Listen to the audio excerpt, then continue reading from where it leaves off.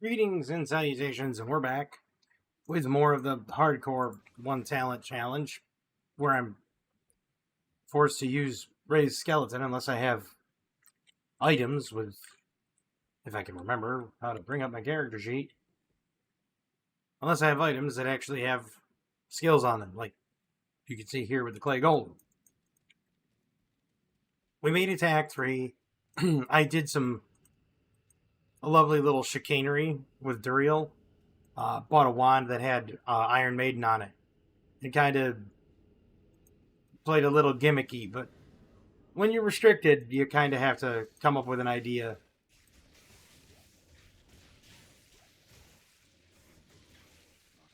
You got to be resourceful. That's the word, not gimmicky. Resourceful. And I think that's a skill I think that everybody that plays video games should have is a level of resourcefulness, right?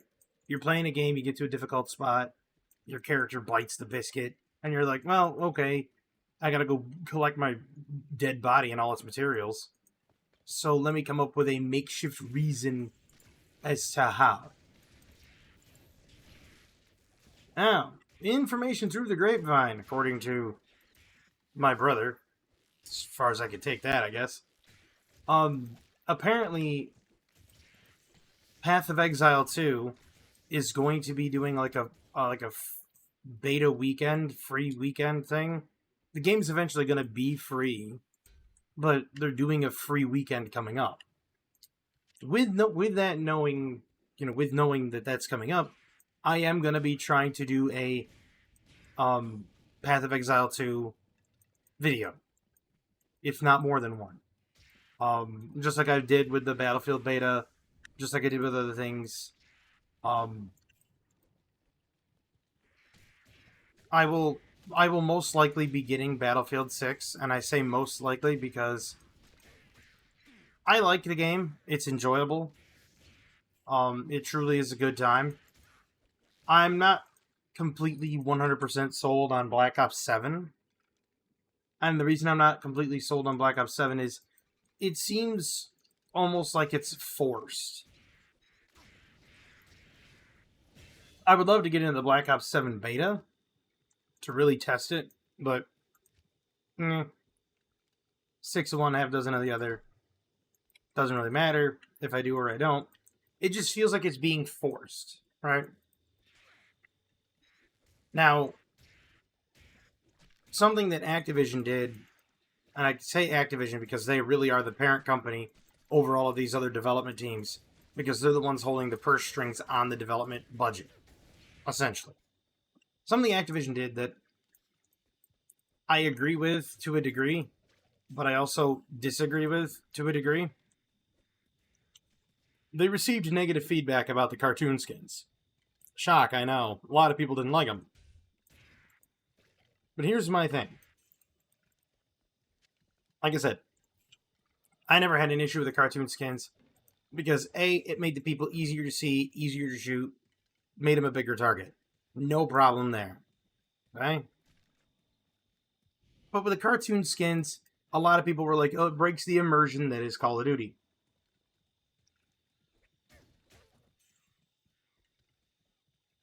What immersion? You dove out of a window and twisted your character into a pretzel.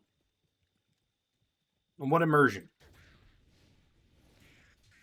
And in Black Ops 7, instead of bringing out, the Omni movement and actually having that be a baked-in thing, they're bringing out a wall jump. So apparently it's Mario. I think they've lost the plot. I think Call of Duty has lost the plot in terms of how to make a game feel proper. Like, I get it, it's an arcade shooter, right? It's meant to be arcadey feeling. And it does nail that. I mean, I can't deny that. It does nail the arcade feel. But when you're looking at it from the perspective of you have this whole Or do people really want wall jump? And a lot of people were sitting there reflecting back on it saying, well, it's just Titanfall. Why not just make Titanfall 2? I never played Titanfall, so I can't make a judgment call on that. But what I can say is, do I think it's a good idea? Not entirely, no. Reason being, movement, when added to a game like Black Ops, is a moment that makes it rife for shenanigans. I mean, there were people that were abusing the movement mechanic in the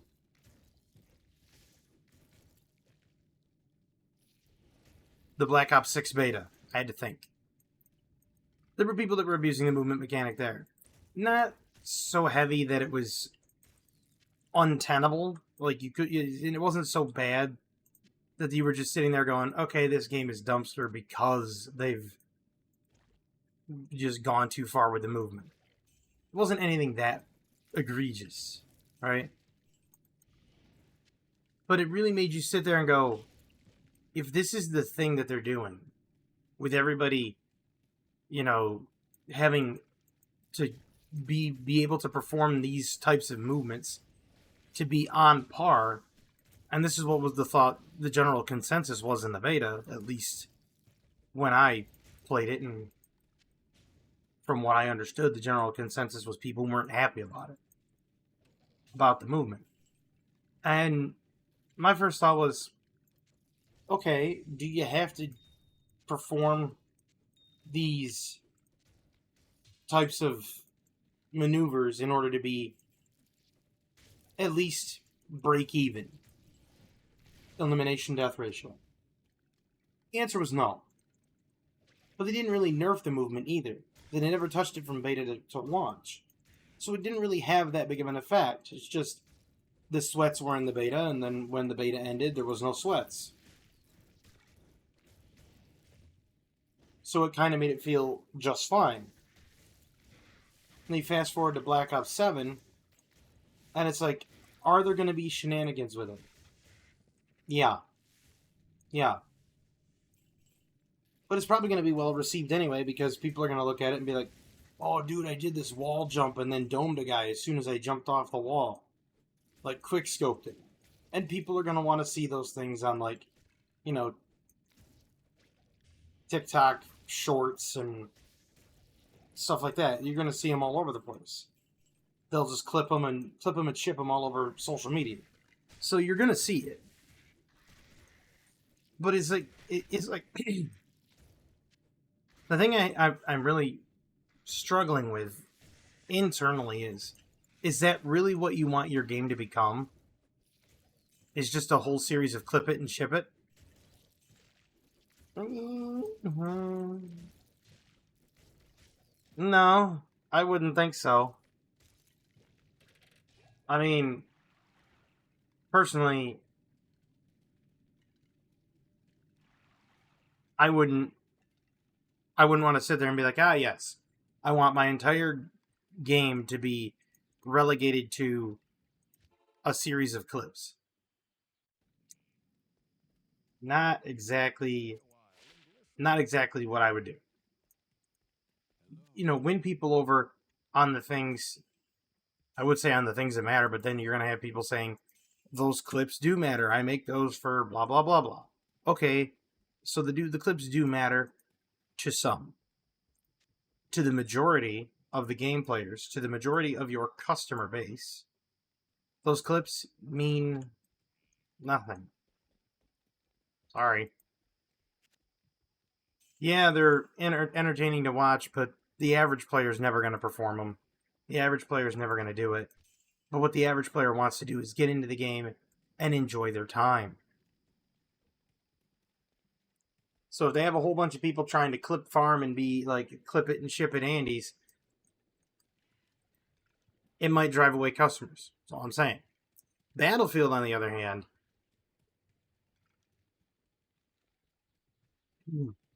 I feel like Battlefield's going to fall short in the big battle arena.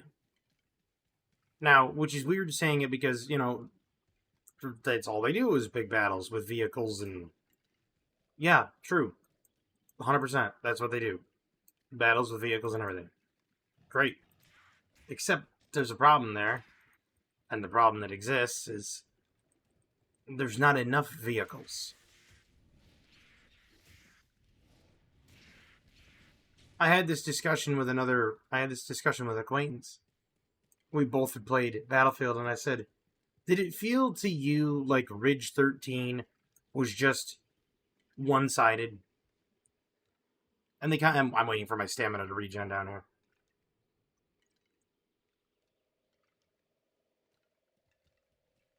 And they were like, yeah, it did seem kind of one-sided. I said, technically, it's because it was. If you realistically think about it, right? You're sitting there on Ridge 13. Each side has a helicopter. Each side has, I think, one Humvee or two Humvees. Or no, one Humvee, one Bradley, and one tank. So they have an APC, a tank, and a Humvee. And then each side has a helicopter, and each side gets a jet. So there's like 5 vehicles. Okay. Once one of the vehicles goes down, so as soon as one side loses the jet or the helicopter, you are on the back foot the entire match until it respawns.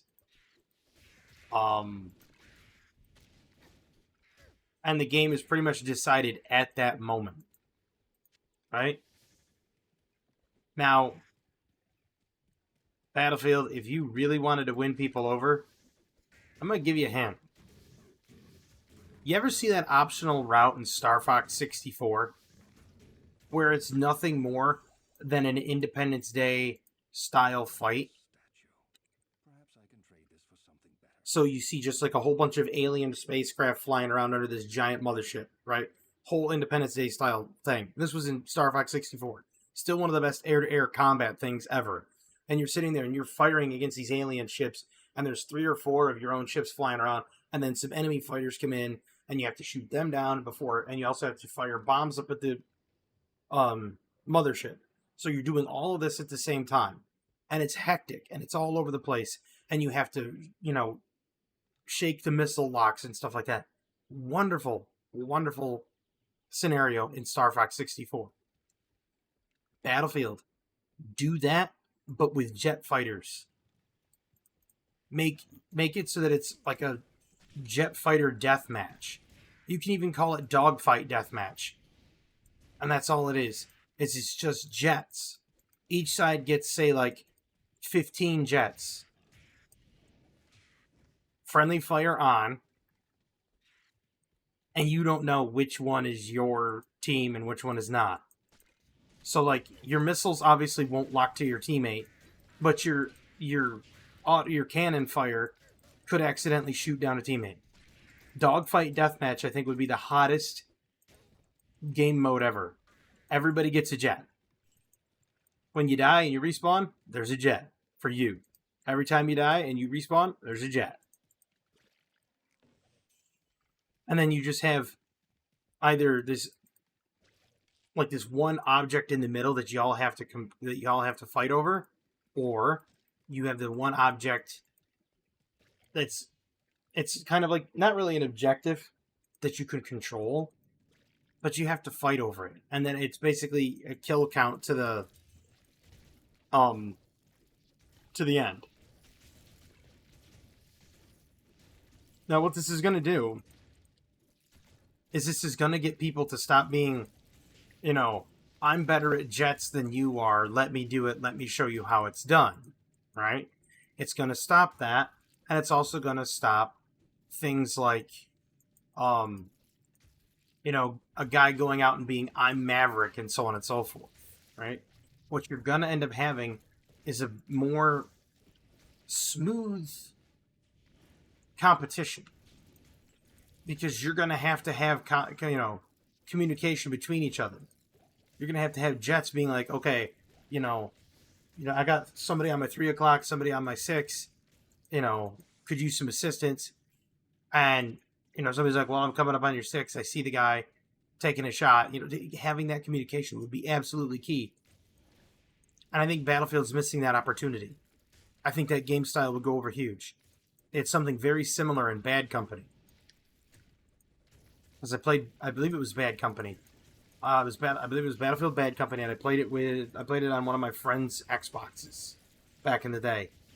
And he's like, "Oh, I'm so terrible at flying planes," and I'm like, "I'm not." And he's like, "Well, I mean, you've never played it." I said, "Yeah, but I know that I'm good at flying planes." And here I am, like going in between mountain ridges, just like slalom between these mountain ridges. And he's like, "I don't know how you're doing that." I said, "It's not hard." And it was a great game style. Like there was just like 7 or 8 planes per side, and everybody was just trying to shoot each other down. Absolute great fun, and I totally recommend having that game mode be put in other games.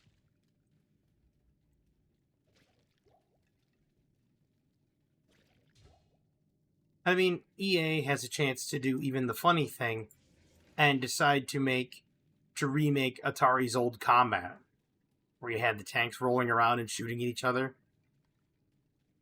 Like they have the opportunity to do this and really do something great. But they're gonna they're gonna play it safe because they're worried about their stock value.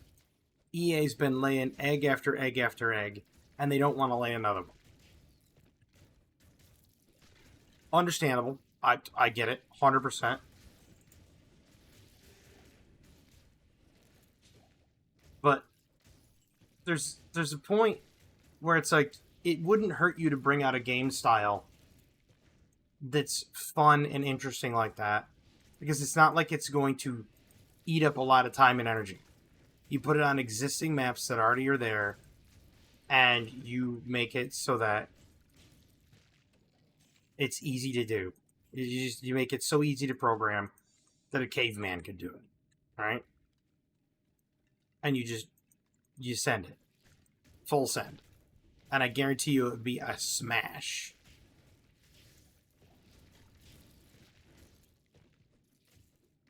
Because between it and the idea of like massive tank battles,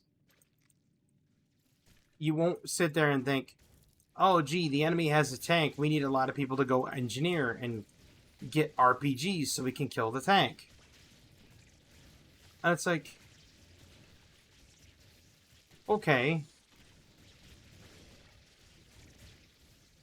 let's say you get a lot of people to grab the engineer and go and start destroying the tank.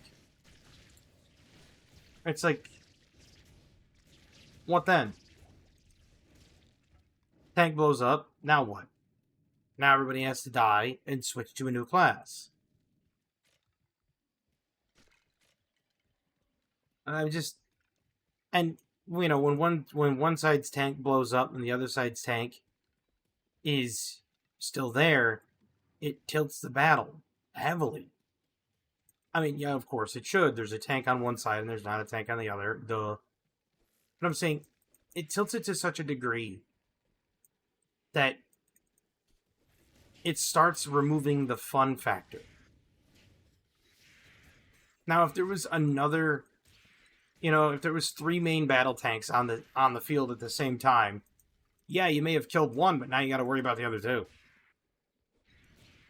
All right. So, like, you killed the one battle tank, you got 2 others out there that are probably lurking and looking for you. And that's what I'm talking about. That minute psychological game is what they need to do. But I'll digress off of the old Battlefield thing.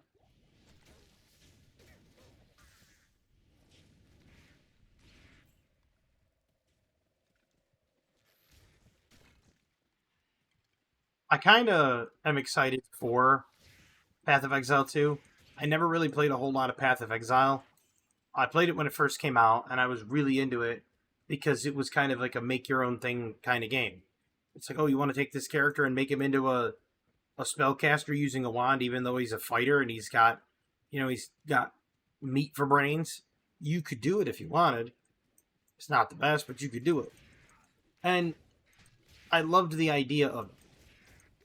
And the big sphere grid, obviously, was a little bit daunting for a lot of players. That's so they kind of backed off of it. But what happened? Path of Exile went the way of Diablo 3. It went the way of basically cookie clicker simulator. You look at Diablo 3, you look at Diablo 4. Once you're set up on your optimal build, there's no actual challenge except gotta go fast. That's it. It's just, do you have 5 movement skills that you can run around, dart around all over the battlefield and explode everything in 2 seconds? No. Well, you need those 5 movement skills, because if you don't have this exact build, you're not going to rank high in the what is now known as Nightmare Dungeons, which used to be known as Greater Rifts. Same thing, different name, same premise.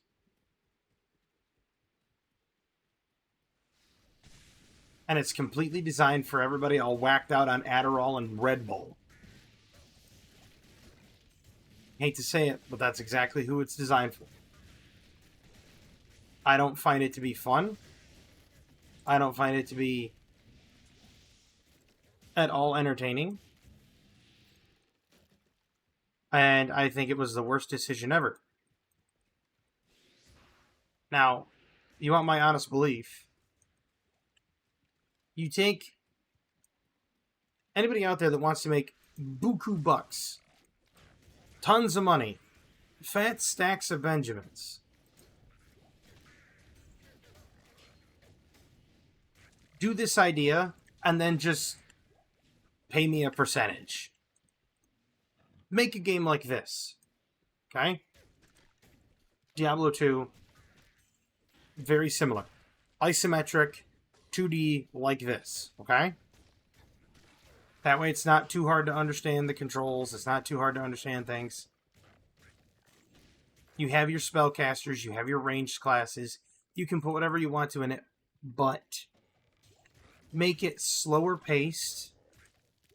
And make it so that your block matters. Like, put in active blocking. If you're a melee character, you can actively block the enemy's attack and then counterattack. If you were to slow down the game, make it a multiplayer game with PvP,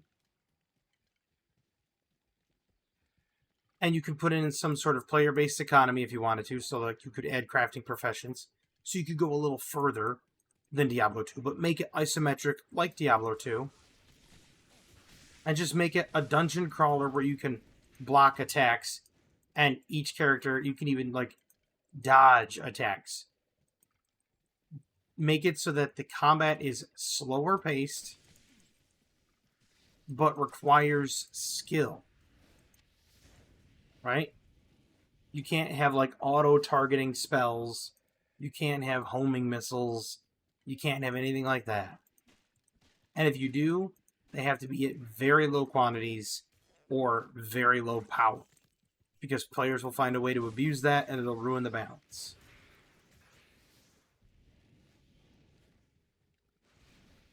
But if you were to put in like player collision, right? A game like this with player collision, you put in like structures you can build and you have to defend against other players. And you can have frontliners up there holding up shields. And you can have, you know, your mages and other ranged attackers bombarding the melee. It would be a hit, because then you'd actually have to think about positioning and what you're doing and your block. You couldn't just play like Diablo 3 and not have to worry about anything at all and just kind of put your finger in your nose.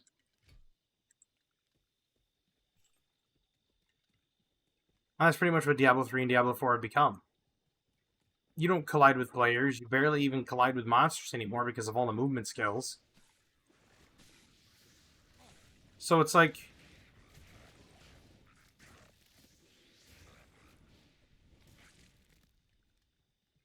why are we even bothering right now?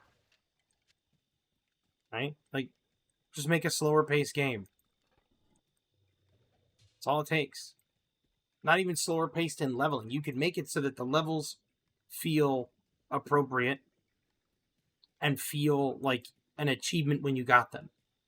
And in order to make your character feel like an achievement when it gets a level, not only would you need stat allocation and skill points and stuff like that, but you would also need the feeling that the skill points you're putting into actually make your character feel like it's substantially gaining power.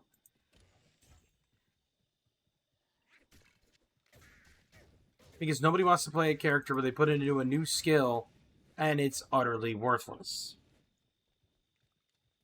Holy Bolt. Like Paladin's Holy Bolt.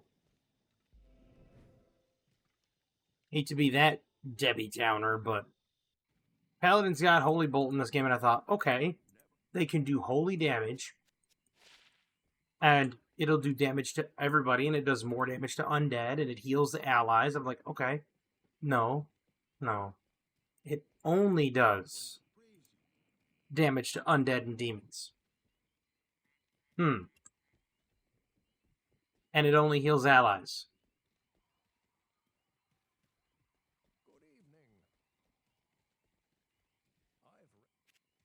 It's like, why not just have it do damage to everything, and it does additional damage to demons and undead?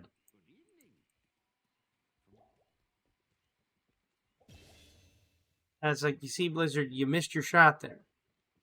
You had a chance. You truly had a chance to make a monumentous thing, and you botched it.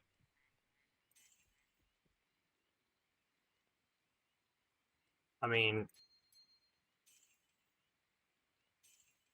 course, a lot of people would tell me, well, they still made a masterpiece.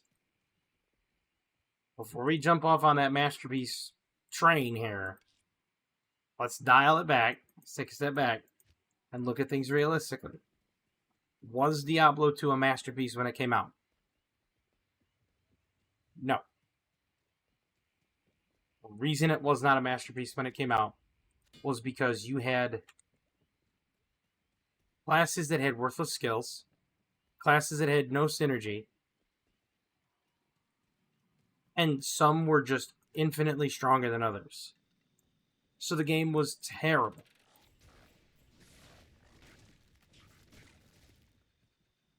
Lord of Destruction comes out, adds a couple extra classes,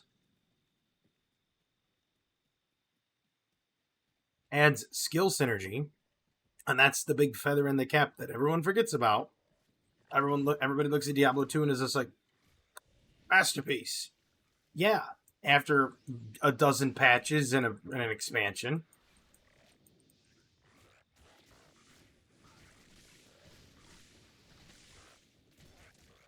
I'll never forget it. It was shortly after Diablo 3 launched. Everybody was dogging on Diablo 3. Like, they were dogpiling and hating on it. And I said, honestly, the game's not that bad. When it first came out, it was slower paced, and it felt good. It felt true to form for a Diablo game when it first came out.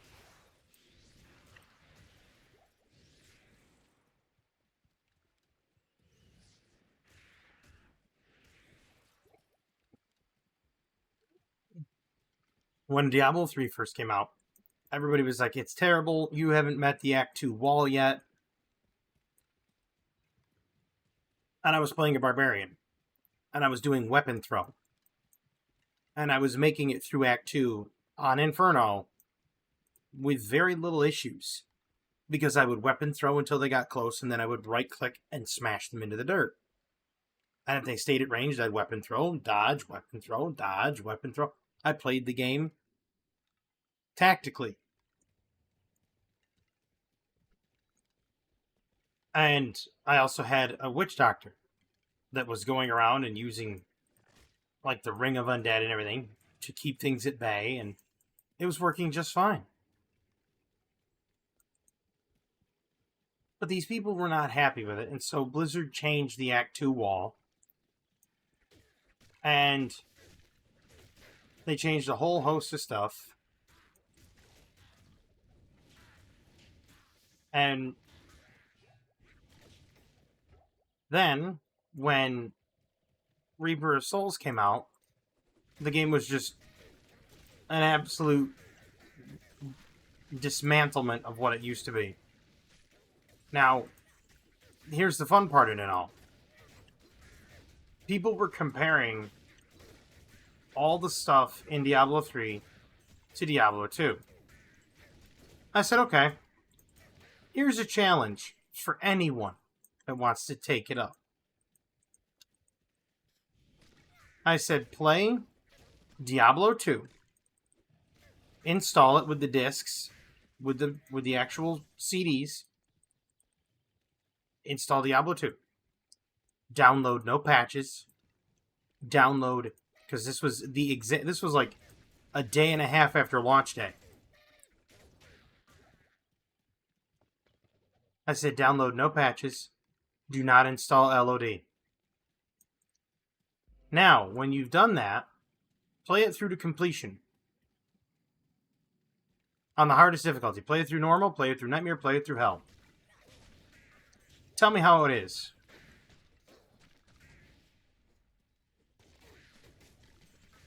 And a lot of people were like, oh, you can't get it without patches or expansions today. And I said, you can if you install it off the discs. They wouldn't do it. Nobody took me up on it. And I said, I noticed that nobody took up my challenge. Is it because there was no skill synergies? Every class felt terrible? The game felt awful when it first came out? But yet, we all loved it. Why? Because it was far and away better than Diablo 1. It felt like a spiritual successor to Diablo 1 without really being Diablo 1.2.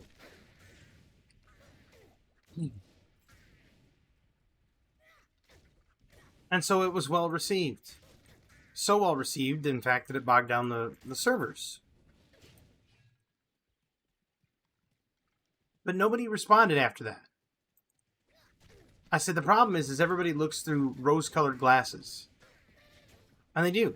When they look back on something with nostalgia, like Diablo 2, Diablo 1, and they look back on it, and they have all of these patches in the game, and they look at it with the sense of nostalgia, like, ah, yes, that's exactly the game I remember.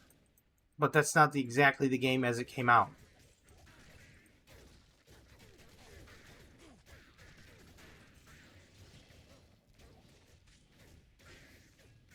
And when you try to tell them that, they don't like it. As I guess it harms their sensibilities.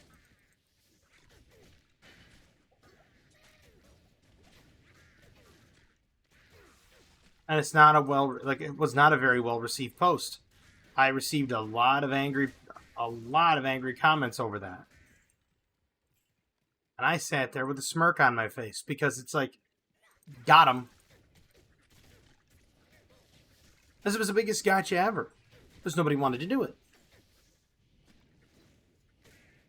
Because everybody was sitting there looking down from their ivory towers and being like, I dare say, this game is absolute testicles. What say you? Do you think it's testicles too? Isn't it absolutely dreadful?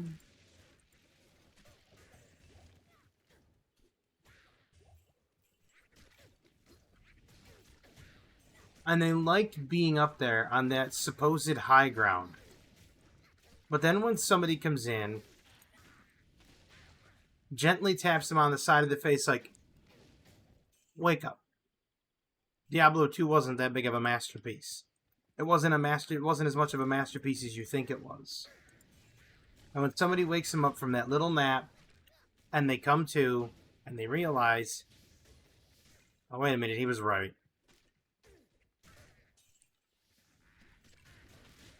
And they have to sit there and eat their own words, it makes them feel bad. Because they sit there and they're keenly aware that they've just made an absolute ginormous whoopsie by saying what they did. It ends up being the whole, light travels faster than sound. This is why people appear bright until they open their mouth and remove all doubt. Same thing. Same factor. And this is why I think players, again, kind of circles back to what I was talking about in the first thing, and I do hate using the term circling back, but it's gone in a circle. Being resourceful as a player. If something's not working, you have to adapt. And that resourcefulness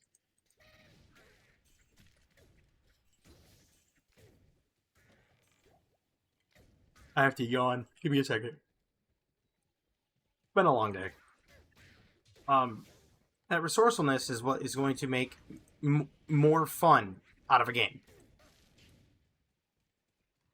I mean, people will look at me and be like, "You're a big daft animal. You don't know what you're talking about." Oh, really? Oh, really?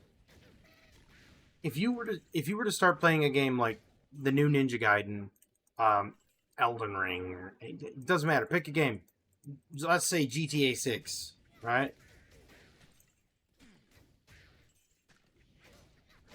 And as you start playing GTA 6, you're not faced with a challenge.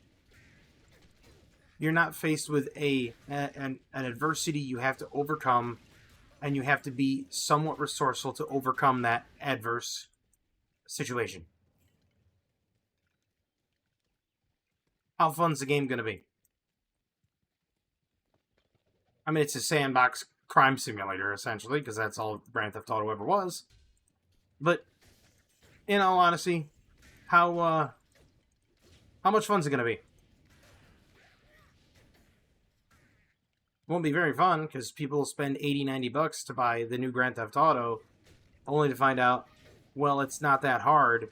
I just blew through the game in a day and a piece, and, or 6 hours or whatever. And then they're going to get upset because they're going to feel like their time and their money is wasted. But if you put authentic challenges in, where they actually have to think and use resourcefulness to figure something out, you will get more enjoyment out of the game than you ever will with anything else.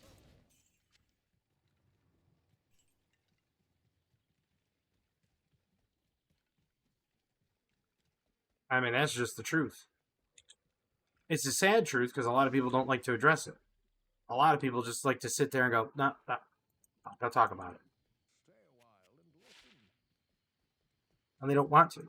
They don't want to talk about it because they figure by talking about it, they're giving it weight. And by giving it weight, they're giving it... Mind you, before I go further, he says, this magic ring does me no good.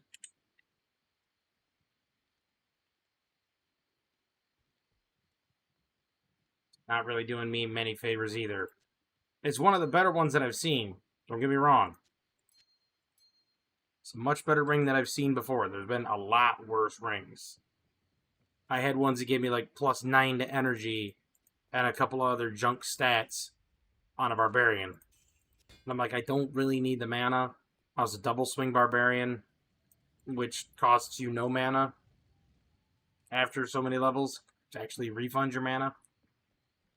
So it's like, thanks, Ormus. You did a great job.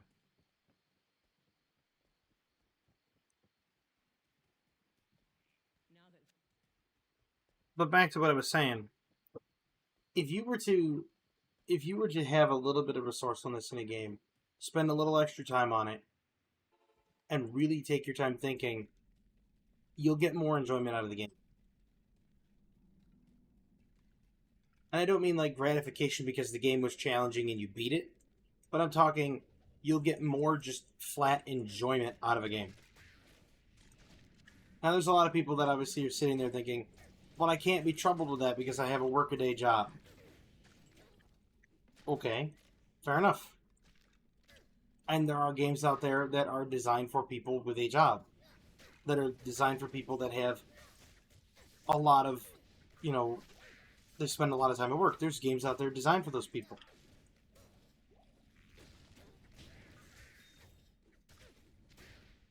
But if you're talking somebody that's going to sit down and really invest time into a game, like um, Ashes of Creation, Eve, uh, any sort of big, almost episodic um, game, and not necessarily MMO, but just a bigger game where they have to devote a lot of time to, it really begs the question, you know,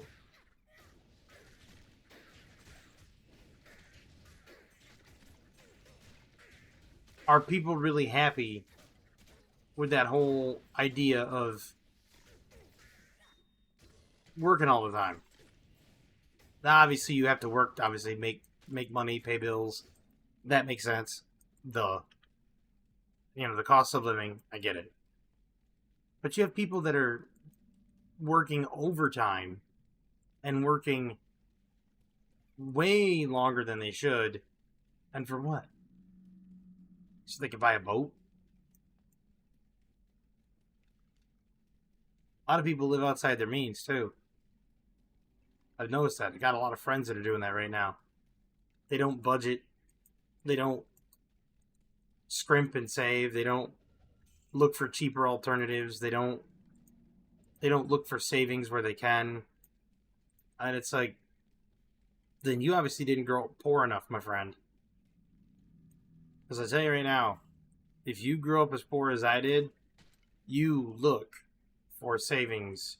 You look for the cheapest possible solution. True story. True story about the cheapest possible solution. Okay?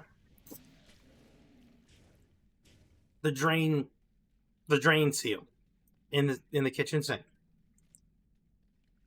The little rubber O-ring and the drain had sprung a leak. It dry rotted because when we moved into the house, it was old when we got here, and the rubber O-ring on the kitchen sink was worth nothing anymore. Fell apart, like literally crumbled into our contractor's hands, and so he had to go get a new one. So he went to the local hardware store, and he looked high and low and picked up a rubber O-ring. Didn't fit. So he went to another store, and they didn't have the right size rubber O-ring. And he's just like, well, I don't want to just leave it without an O-ring because it's going to leak. And we don't want it to leak because we don't want water damage. We don't want mold. We don't want the boards to get all warped and everything. It's just not good. So we got to think about this. He's like, I can always pick one up tomorrow. He's like, I can just shut the sink off and pick one up tomorrow. My mother sat there. She sat there thinking. Really thinking hard. And she goes, how big of an O-ring do you need? And he's just like, oh, I don't know, about that big around. You know, just standard size O-ring, for a sink drain. My mom's like, I think I got just the thing. This is for the drainage. He's like, all right, whatever. If it fits, I'll put it in. He's like, it'll be a temporary fix. She came upstairs, and she picked out a condom. My father had a box of condoms up here in the house. And she picked one out. She cut the center out of it so that it was just a rubber O-ring, latex O-ring to be specific. And this latex O-ring was the perfect size for the sink because it could stretch. So I just stretched it around, sealed it perfectly. Worked wonderful. And the contractor was like, that's just a temporary fix till we get one. 30 years later, 30, we redo the kitchen and we remove the old sink with the old, at what was then a Lifestyles condom.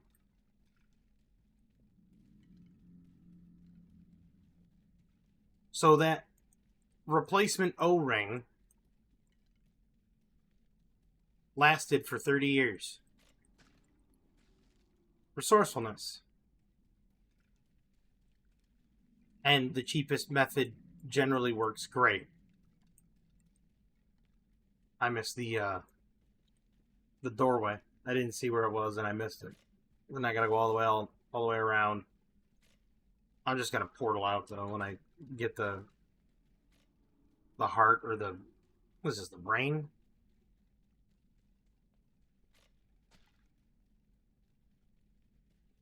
I think this is Kalim's heart, and I think his mind is in the gutters. The sewer.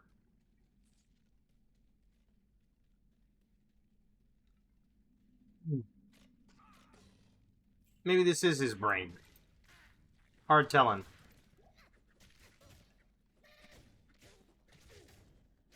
But anyway.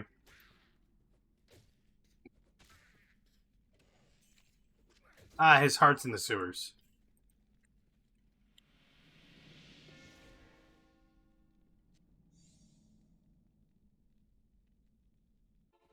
Yeah, that was the resourcefulness that we used here. So we've always had that resourcefulness. So it's like if you've grown up that poor, right? Then you know how to budget. Because we couldn't afford going around buying O-rings that might not fit because you can't take them back. There was no return policy on it because you opened it and you put it in the sink. And now it's filthy, so they don't want it. See? So knowing that, we couldn't take them back. But we grew up that poor. Literally. And then you see people today that can't budget. And it's like, well, if you drop the Netflix and the Uber Eats and this and that and the other thing, you'll save 150 to 200 bucks a month, and then that can actually go to building equity. But all these people live outside of their means, and then they think they have to work 80-hour work weeks. You don't. Especially with right around where I live, if you work at a 7-Eleven for 3-4 years and you put away, say, 40% of your paycheck, in those 3 to 4 years, you have enough to almost give a complete cash offer on a house. That's how cheap the property values are around where I live. But I'm just saying, you just have to be very frugal with your money. You have to understand how to budget. Because if you can budget and you can find a way to build equity and build capital and build collateral, you can then go further and further and further. And then after you've got your house paid off, because if you've saved up 4 years and you've got, like, let's say you're making $30K a year, right? You take 40% of that, which is about $14K. I'm saying $30K after taxes. Okay, so that's just a nice even number. $30K after taxes. Take 40% of that, so it's like just under $15,000, and you tuck that away every year. 4 years, you've got like 14,000 per year. After 4 years, you've got almost you've almost got 50 grand. You could put that down. You could put down a big payment on a house and use that income or use that money that's in the bank and start using it to pay off the mortgage and let it sit there and accrue interest. And then pay off the mortgage, let it accrue interest, and keep doing that. Eventually, you have the house paid off. And you can, of course, pay more than the mortgage asks for, and of course, you get it paid off quicker. But you get your house paid off. So now take that same methodology. Take it, put it in a 401k. Take it, put it in a retirement package. It's not hard, folks. You can do this on just bargain basement retail cashier jockey. It's the mindset that we all have that we have to achieve $100,000 jobs, $150,000 jobs, $200,000 jobs. You don't. You just got to be smart with your money. You got to make proper investments. You got to invest in yourself. And you invest in yourself, guess what happens? Success. You also have to believe that you're going to be successful. I believe every single day that I will be successful. And no matter what venture I take, I will be successful. Just that. There you go. That's it. That's all you have to know. You have to tell yourself that and say, I will be successful no matter what I do. And you will be. It has to happen. But I thank everybody for coming out and watching this video, because I hope you liked it, because I know I did. We're about a third of the way through Act 3. You can't go by the waypoints, but about a third of the way through, because you still have to get the heart, the flail, put it all together, break their balls, and then go through the council and go down and punch Mephisto in the ding dong, and then you're good to go. But I hope everybody has a fantastic evening, a wonderful tomorrow, and as always, have a good one.